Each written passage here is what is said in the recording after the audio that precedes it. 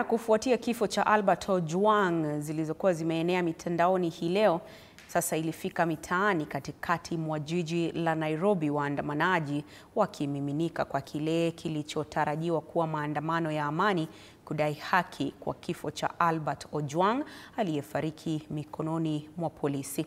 Polisi walilazimika kutumia vitoza machozi kuwatawanya waandamanaji hao ambao baadhi yao walizuia barabara zinazoelekea bungeni ambapo hotuba ya bajeti ya taifa ilikuwa inatarajiwa kusomwa. Na ghadhabu zilipozidi, magari mawili yaliteketezwa.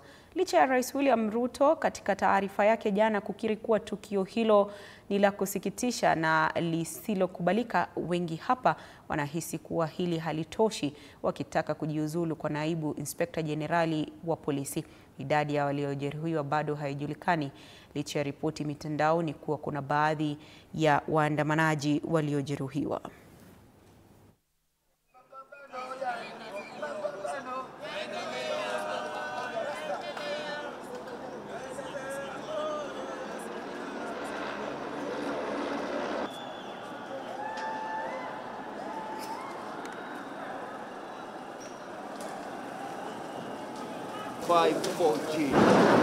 Sijapata taarifa kamili kama haya ni magari yanayomilikiwa na nani, lakini kama unavyoona hiyo hali ilivyo leo hili, moshi mkubwa, na hofu ni kwamba huenda moto huu